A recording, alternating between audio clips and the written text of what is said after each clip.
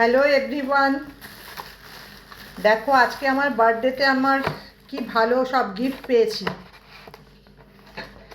আমার হাজব্যান্ড এসছে সকালবেলা, ওটা একটা বিশাল সারপ্রাইজ গিফট আমার জন্য। আর তার সাথে সাথে এই মা কামাক্ষার আশীর্বাদের ফুল আর মায়ের প্যারা, এর থেকে ভালো আর গিফট কি হতে পারে আজকের দিনে। আমার নিজেকে খুব ব্লেসড মনে হচ্ছে এর জন্য।